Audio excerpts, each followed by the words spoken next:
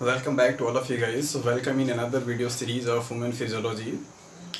Today I am going to discuss about the organizations of human body and different type of organ system present in the human body and their role and their functions and how they organize in the brief, right? So as I already discussed about the concept of physiology, so there is no need to describe or define what is the meaning of a physiology. Okay so basically आज की class में हम लोग discuss करेंगे कि किस तरीके से ह्यूमन बॉडी का ऑर्गेनाइजेशंस का लेवल क्या है और कितने डिफरेंट टाइप के ऑर्गन सिस्टम हमारी बॉडी में पाए जाते हैं और उनका बेसिक फंक्शन क्या है, राइट। देन इसके बाद हम लोग डिस्कस करेंगे अपने सिलेबस के according, that is the physiology of digestion. So आज की इस वीडियो लेक्चर में हम लोग जानेंगे कि किस तरीके से हमारी बॉडी का ऑर्गेनाइजेशन हुआ है और कौन कौन से डिफरेंट टाइप के ऑर्गन सिस्टम पाए जाते हैं, उनका क्या फंक्शन है। ओके सो यहाँ पे देखते हैं कि बेसिकली ह्यूमन का जो ऑर्गेनाइजेशन है वो किस तरीके से हुआ है। तो जैसा कि हम सब लोग जानते हैं कि बेसिकली हमारी बॉडी का जो लेवल ऑफ ऑर्गेनाइजेशन है वो सबसे हाईएस्ट एंड सबसे कॉम्प्लेक्स है, that is the organ system level, right. So basically जैसा कि सबको पता है कि फंडामेंटल जो यूनिट होती है किसी भी लिविंग सिस्टम का, that is the cell, right. And cells मिलकर क्या बनाता है टिश्यूज़, एंड टिश्यूज से क्या बनते हैं ऑर्गन्स, एंड ऑर्गन से क्या बनता है organ system, and organ systems compile करके क्या बनाता है that is a body, right. So अगर यहाँ पे हम लोग देखें तो यहाँ पे अगर ऑर्गेनाइजेशंस की बात करें तो सिंपल अगर हम एटम से स्टार्ट करते हैं तो एटम्स ग्रुप होकर क्या बनाता है that is a molecule, and molecule से फिर क्या बनेगा that is compound, and compound से फिर क्या बन जाएगा that is a cell. Different type के कंपाउंड्स मिलकर के केमिकल कंस्टिट्यूएंट क्या बनाएंगे सेल बनाएंगे, और फिर सेल से क्या बन जाएगा that is the tissues, then tissues से क्या बनेगा फिर ऑर्गन, एंड ऑर्गन से फिर क्या बनेगा that is organ system,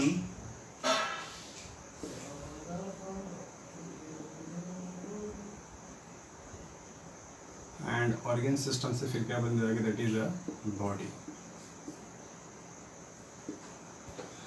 okay so ये जो आपको फ्लो चार्ट यहाँ पे दिखाया जा रहा है कि किसी भी लिविंग ऑर्गेनिजम्स का जो बेसिक जो उनका कॉन्स्टिट्यूएंट्स हो रहा है वो किससे हो रहा है दैट इज द सेल्स हो रहा है। तो सेल्स में क्या क्या चीज़ें होती हैं, सबसे फर्स्ट ऑफ ऑल प्योर अगर देखा जाए सेल्स के तो क्या हो सकता है दैट मीन्स जो फंडामेंटल पार्टिकल्स होते हैं एटम्स के, इलेक्ट्रॉन, प्रोटॉन एंड न्यूट्रॉन, उनसे कंपाइल होकर क्या बनता है एटम्स बनते हैं, और एटम्स जब एग्रीगेट होते हैं एक सिचुएशन में और एक फेवरेबल कंडीशंस में, सो वो क्या बनाते हैं that is the molecules. So molecules different types के हो सकते हैं, डिफरेंट उनका फंक्शन होता है, और कई सारे मॉलिक्यूल्स मिलकर कंपाउंड का फॉर्मेशन करते हैं। ओके और ये जो कंपाउंड होते हैं वो बेसिकली क्या करते हैं सेल्स को बनाते हैं, राइट। दैट मीन्स जितने भी हमारी जो सेल्स हैं उनको अगर केमिकली देखा जाए तो क्या है डिफरेंट टाइप के केमिकल कंपोजिशन से मिलकर के बने हुए हैं। क्या क्या है, जैसे कार्बोहाइड्रेट है। अब कार्बोहाइड्रेट की बात अगर करें तो उसमें क्या है, कार्बन है, हाइड्रोजन है, ऑक्सीजन है। प्रोटीन्स हैं तो प्रोटीन्स मीन्स किससे मिलकर बना है दैट इज़ अ कार्बन से, हाइड्रोजन से, ऑक्सीजन से, नाइट्रोजन से, राइट। तो जितने भी हमारी बॉडी में पाए जाने वाले डिफरेंट टाइप के केमिकल और मॉलिक्यूल्स हैं जिनसे कि हमारा सेल्स का फॉर्मेशन हुआ है वो सभी के सभी बेसिकली क्या हैं, कोई एक मॉलिक्यूल्स हैं, कोई एक केमिकल कंपाउंड्स हैं, राइट। और जितने भी आप मॉलिक्यूल्स के बारे में आप जानते हैं that is the carbohydrate, proteins, lipids, nucleic acid, vitamins, enzymes, hormones etcetera, ये सभी बेसिकली क्या है केमिकल कंपाउंड हैं। और किसी भी केमिकल कंपाउंड का जो फॉर्मेशन होगा किससे होगा दैट इज़ द मॉलिक्यूल से और एटम से। तो इस तरीके से हम यहाँ पे देख सकते हैं कि first of all atoms compile होकर क्या बनाएगा मॉलिक्यूल्स, मॉलिक्यूल से क्या बनता है कंपाउंड, और कंपाउंड से फिर मिलकर क्या बनेगा सेल्स, राइट। अब सेल्स से बनने का मतलब यहाँ पे ये है कि सेल का जो केमिकल कंपोजिशन है वो सिर्फ क्या है, वो क्या है, कोई डिफरेंट टाइप के कंपाउंड्स हैं, मॉलिक्यूल्स हैं। आप सेल के पूरे इंटीरियर के बारे में फर्स्ट ईयर में पढ़ कर के आ चुके हैं। आपने देखा है कि जो सेल होता है उसका डिज़ाइन किस तरीके से होती है। एक मेम्ब्रेन होती है, याद कीजिए मेम्ब्रेन पे क्या क्या चीज़ें होती हैं। मेम्ब्रेन किससे मिलकर बना होता है, 3 चीज़ों से मिलकर के बना होता है, पढ़ा दिया गया। फॉस्फोलिपिड से मिलकर बना होता है, प्रोटीन से मिलकर बना होता है, कार्बोहाइड्रेट से मिलकर के बने होते हैं। तो फॉस्फोलिपिड भी क्या है, बेसिकली फॉस्फोरस है, लिपिड मीन्स क्या that is a fatty acid है, मीन्स वो भी कार्बन हाइड्रोजन से मिलकर के बनने वाले कंपाउंड है। तो जितना भी आपके सेल का कॉन्स्टिट्यूएंट्स हैं, जो भी आप चीज़ के बारे में पढ़ करके आ चुके हैं सेल्स के बारे में, चाहे वो माइटोकॉन्ड्रिया हो, गोल्गी बॉडी हो, साइटोप्लाज्म हो, न्यूक्लियस हो, मेम्ब्रेन हो, सेल वॉल हो, व्हाटएवर जो भी है कंस्टिट्यूएंट्स हैं, वो सभी के सभी जो सेल्स के पार्ट हैं वो कहीं ना कहीं केमिकली किसी मॉलिक्यूल्स, किसी कंपाउंड से मिलकर के बने हैं, राइट। तो मॉलिक्यूल्स जो होगा वो कंबाइंड होकर के एग्रीगेट होकर क्या बनाएगा, सेल्स बनाता है। दैट मीन्स सेल्स का जो कंस्टिट्यूएंट्स है वो क्या है, कंपाउंड्स होते हैं। और ऐसे सेल्स जिनकी ओरिजिन क्या हो, सेम टाइम के फंक्शंस को परफॉर्म करते हो, अगर उनको ग्रुप कर दिया जाए तो क्या बनाते हैं, that is the tissues, right. और डिफरेंट टाइप के टिश्यूज जो कि एक स्पेसिफिक फंक्शंस को परफॉर्म करते हो, वो सब मिलकर क्या बनाएंगे, दैट इज द ऑर्गन। जैसे हमारी बॉडी में डिफरेंट टाइप के ऑर्गन्स हैं, राइट। आप किसी भी ऑर्गन्स के एग्जांपल ले सकते हैं, जैसे स्टमक क्या एक ऑर्गन है, इंटेस्टाइन क्या एक ऑर्गन है, तो वो सब क्या है, respiratory system and 11th is cardio vascular system.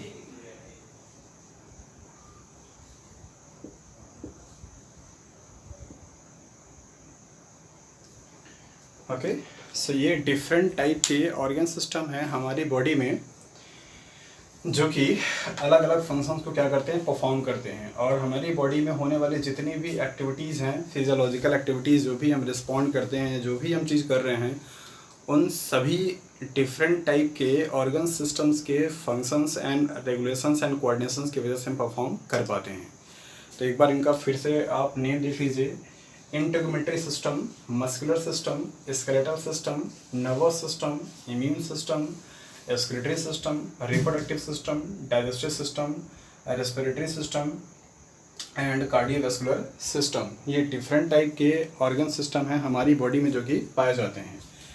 इंटेगुमेंटरी systems का मतलब ये हुआ कि आपको इसमें स्किन के बारे में पढ़ाया जाता है, किस तरीके से हमारी ये जो ऊपर की स्किन है उसका क्या स्ट्रक्चर है, कौन कौन से पार्ट होते हैं, कैसे स्किन हमारे लिए बहुत ज़रूरी होती है, क्या इसका फंक्शंस होता है, इन सब के बारे में जो डिटेल स्टडी कराती है उसको हम क्या बोलते हैं, दैट इज़ द इंटेगुमेंटरी सिस्टम। जैसे स्किन पे क्या क्या कौन कौन सी लेयर पाई जाती हैं, स्किन पे जो हेयर्स हैं उनका क्या फंक्शन होता है, राइट। ये सारी चीज़ें आपको इसमें स्टडी करनी होती है। मस्कुलर सिस्टम का मतलब ये हुआ, हम मसल्स के बारे में स्टडी करते हैं कि हमारी जो मसल्स हैं वो किस तरीके से कॉन्ट्रैक्ट एंड रिलैक्स करती हैं, किस तरीके से हमारे बॉडी का जो मूवमेंट हो रहा है वो कैसे हो रहा है, आपके जो हैंड्स, जो मतलब जितने भी आपके ये लिम्स हैं, इन पे जो मूवमेंट हो रहा है, बॉडी के पार्ट्स आप जो मूव कर पा रहे हैं, it's all because of that is the muscular system. अगर आपकी बॉडी का कोई भी मसल्स अगर क्लाइंब कर जाता है, आपने जो अच्छी तरीके से सुना होगा, जितने भी स्पोर्ट्स पर्सनस होते हैं उनके मसल्स में खिंचाव आ जाता है, क्लम्पिंग हो जाती है, तो वो बेसिकली सर्जरी कराने के लिए जाते हैं या मेडिसिन लेने के लिए जाते हैं। तो मसल्स ही है जो कि हमारी बॉडी के लिए क्या करता है, मूवमेंट प्रोवाइड करता है। दैट मीन्स किस तरीके से आप खड़े हो रहे हैं, किस तरीके से आप मूव कर रहे हैं, कैसे आप भाग रहे हैं, ये सब मस्कुलर सिस्टम है जिसमें आपको ये सब सारी चीज़ें पढ़ाई जाती हैं। स्केलेटल सिस्टम का मतलब ये हुआ कि आप इसमें बोन्स के बारे में स्टडी करते हैं कि किस तरीके से हमारी बॉडी का जो शेप है वो बना हुआ है। इमेजिन कीजिए अगर आपके पास स्केलेटन सिस्टम ना होता तो फिर आप कैसे होते, जस्ट लाइक अ स्पॉन्जेस। ओके, स्केलेटन सिस्टम की वजह से हमारी बॉडी का एक जो ढांचा है, जो एक शेप है, वो क्रिएट होता है। इसमें आपको बोन्स के बारे में पढ़ाया जाता है, कितने डिफरेंट टाइप की बोन्स हमारी बॉडी में पाई जाती हैं, किसका क्या नाम होता है, कहाँ पे कौन सी बोन्स होती हैं, एक बेबी बॉडी में कितने बोन्स होते हैं, एक एडल्ट मैच्योर पर्सन में कितने बोन्स होते हैं, ये सारी चीज़ें आपको स्केलेटल सिस्टम में पढ़ाया जाएगा। ओके, नेक्स्ट है नर्वस सिस्टम। दैट मीन्स ये कोऑर्डिनेशन में हेल्प करता है कि आप किसी भी चीज़ को कैसे हेल्प करते हैं या कैसे रिस्पॉन्ड करते हैं। जैसे अचानक से मैं बात करूं, कोऑर्डिनेशन का मतलब यहाँ पे ये हुआ कि अगर आपका हाथ गलती से भी बात करते टाइम अगर किसी हॉट बॉडी पर, किसी गर्म लोहे पर अगर पड़ जाए, आप तुरंत अचानक से वहाँ से अपना हाथ क्या करते हैं, पुल अप कर लेते हैं, खींच लेते हैं।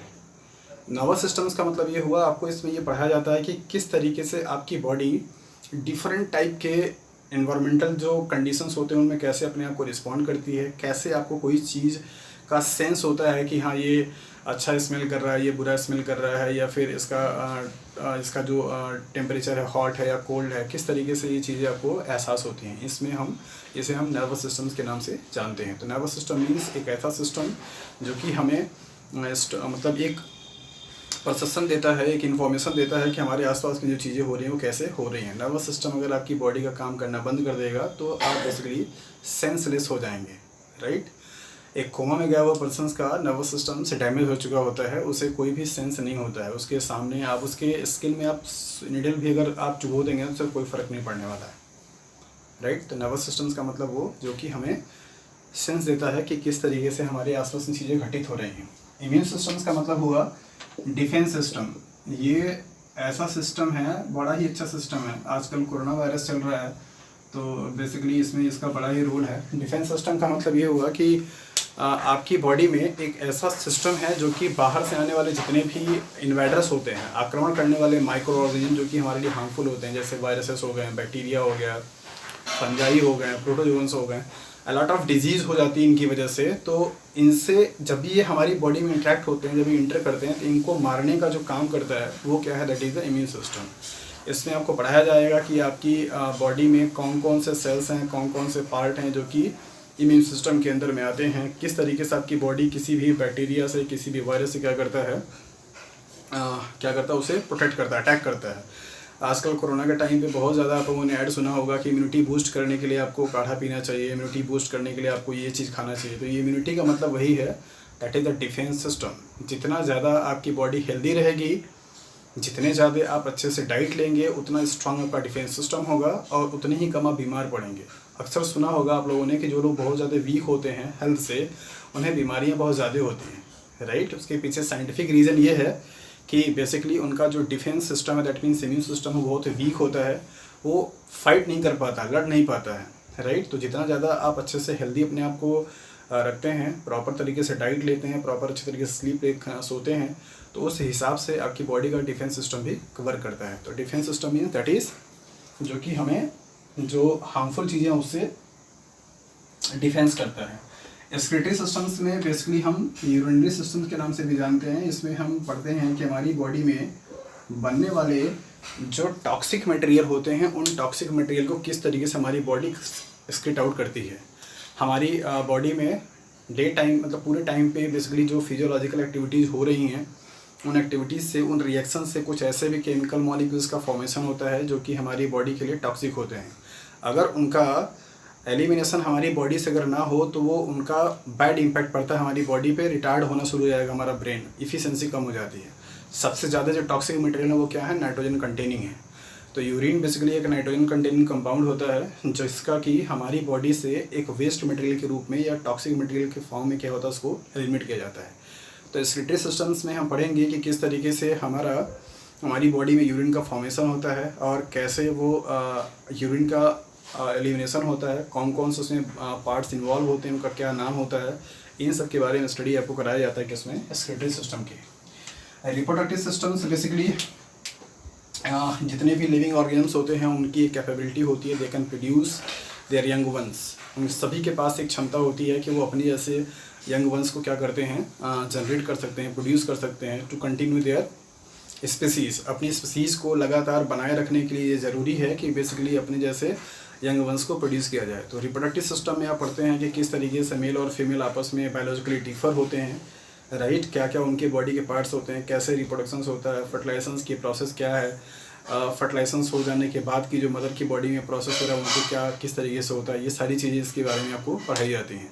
रिप्रोडक्शंस के मोड क्या हो सकते हैं, ये डिफरेंट टाइप की जो चीज़ें हों वो आपको रिप्रोडक्टिव सिस्टम में पढ़ाया जाता है। डाइजेस्टिव सिस्टम बेसिकली नाम से क्लियर है, आप सब लोग मोस्ट प्रोबेबली सुने ही होंगे। डाइजेस्टिव सिस्टम का मतलब ये हुआ कि जिसमें हम लोग स्टडी करते हैं उन ऑर्गन और उन सिस्टम्स के बारे में जो कि फूड को डाइजेस्ट करके किस तरीके से जो फूड हम लोग इंटेक कर रहे हैं वो फूड का फिजिकली एंड केमिकली ब्रेकडाउन हो करके फाइनली कैसे उन केमिकल मॉलिक्यूल्स में कन्वर्जन हो रहा है जिससे हमको एनर्जी मिलती है। खाना खाने से आपको एनर्जी क्यों मिल जाती है, राइट।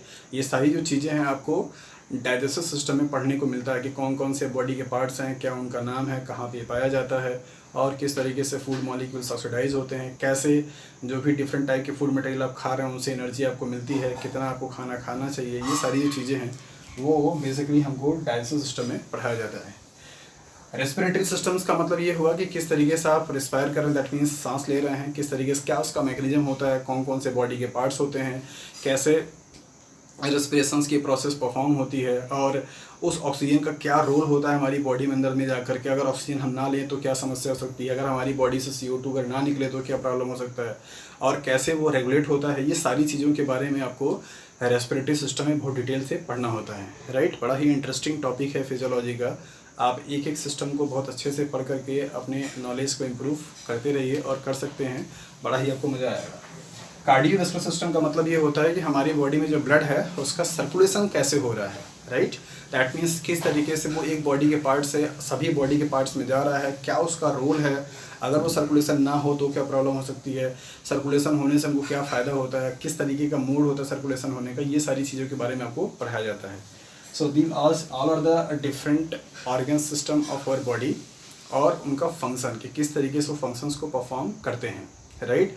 आपके सेकेंड ईयर जो सिलेबस में पढ़ना है वो बेसिकली क्या क्या है, कार्डियोवैस्कुलर सिस्टम भी पढ़ना है आपको, circulatory system, respiratory system, digestive system, excretory system, nervous system, ये आपको पढ़ने हैं। बाकी ये आपको नहीं पढ़ना है आपके सेकेंड ईयर के सिलेबस में। स्केलेटल सिस्टम भी पढ़ना है, और भी हो जाएगा, आपको कोई दिक्कत नहीं है। इम्यून सिस्टम आप थर्ड ईयर में पढ़ेंगे।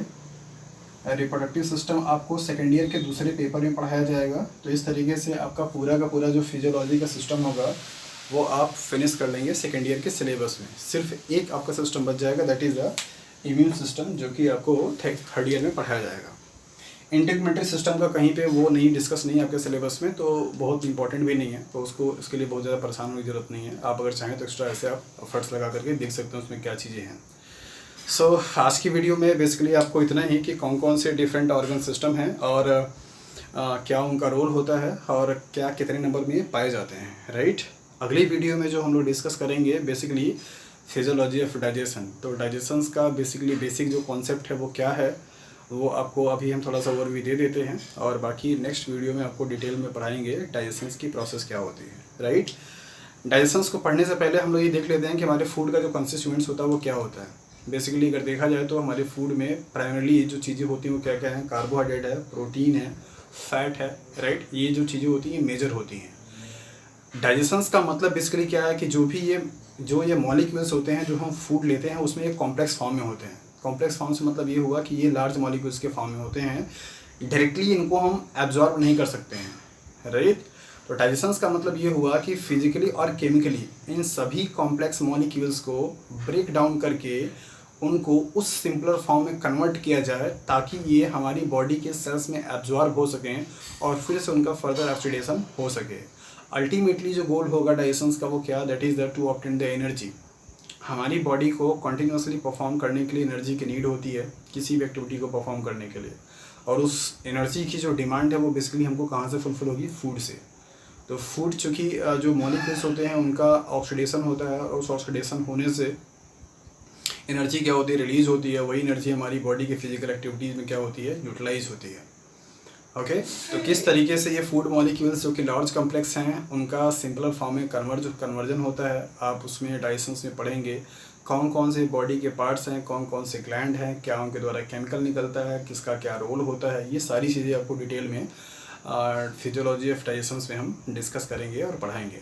और आप लोगों से एक रिक्वेस्ट है कि अगर आप लोगों को जहाँ कहीं पे भी कोई डाउट होता है, जो भी कोई चीज़ें ना समझ में आती हों, उसे प्लीज़ आप मैसेज करके कमेंट बॉक्स में लिख सकते हैं कि सर ये चीज़ हमको समझ नहीं आया, ये हमारा डाउट है, ठीक है।